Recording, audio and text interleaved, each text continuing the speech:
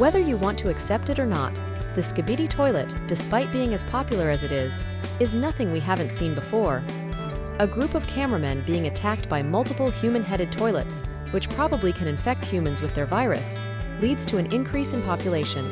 And in order to survive and put an end to the toilets, they resorted to building high-level tech and even forming an alliance with other races.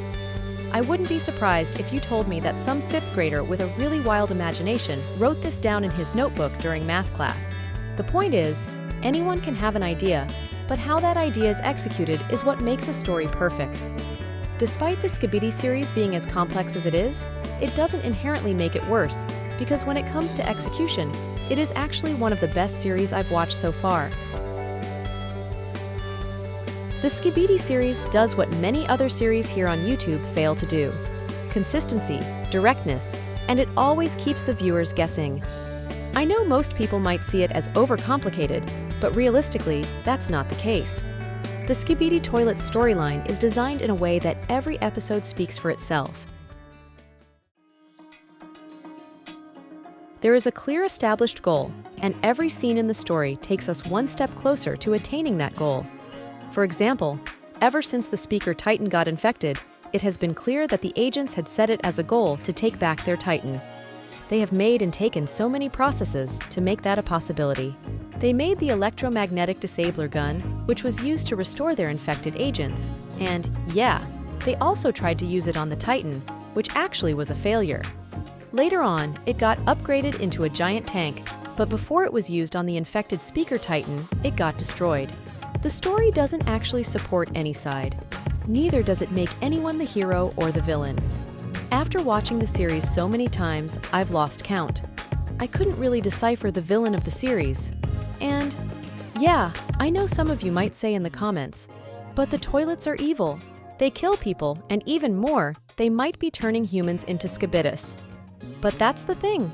Everyone kills in the series. The toilets even kill the agents. Less than the agents kill the toilets. And for the turning of humans into toilet part, it's only under a positive probability, and even if it was really the case, I know for a fact that some of them would be completely fine with that.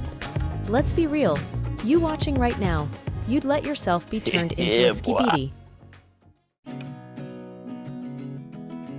There is a clear reason why establishing a goal in the storyline of a series is important, because when the goal gets accomplished, the payoff for the viewers is far more satisfying.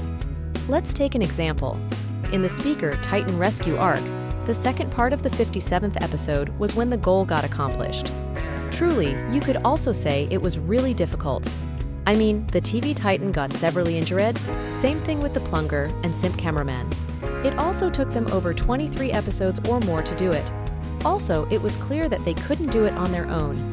They had losses and had to come up with a strategy in order for it to be successful. So far in the series, in the first few episodes, we were basically just seeing random Skibidis. I think the creator Defuk did it so we would understand the concept of the toilets and the agents. Then at the midpoint of the series, we experienced the battle between the two sides where we were shown their growth in technology and even got introduced to the Titans. By the way, I have a question. Do you think the Skibidi toilets were made by the cameramen and were failed lab tests that started going berserk and started attacking the agents? Or do you think the Skibidi toilets were first originated from the man in this photo? Because if you look deeply into the storyline, then you will notice that he is highly related to the Skibidi series. But anyways, post your answers in the comments. I would love to see how many people know the real answer. We then get to the rescue arc of the series, where the agents fight with their lives just to recover their infected speaker Titans. Meanwhile, Defuk made the series more authentic by adding romance into the mix, which I know many of us enjoyed a lot. In the 57th episode, we then get to see our one and only ninja, my Plunger Man, in the series get crushed, which made most of us go really emotional. And yeah, that was the main plot of the story, because every good show must always have a part of tragedy, and I guess that's what Defuk is trying to establish here by giving the camera agents emotions and feelings. The rescue goal was finally over, with everyone working together to make it a success. Personally, that was an epic scene, and if you think so too, then like the video. By the way, I'm really grateful to those who helped me achieve the goal of 3,000 subscribers. The theme of friendship and a strong bond was then established in the series, as we saw how the camera and speaker titan formed a really powerful duo. Additionally, we notice how Defuk increased every time in quality, and also with the buildup of multiple theories, the plot of the story massively improved.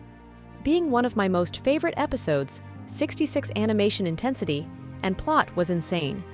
There were plot twists and unrevealed mysteries to build up curiosity. We then get to episode 67 where the entire community was on fire as we saw the camera titan cutting off his head. But at the end, my big daddy came after almost 20 episodes and saved the day. And now, there is another hell of a mystery, as this exploration of the Skibidi base is still on. In the end, the Skibidi Toilet series is one of, if not the best and most popular series on YouTube. And if you like Skibidi Toilet and enjoyed Defuk's work, subscribe. Thank you, hope you enjoyed the video, and thanks for watching.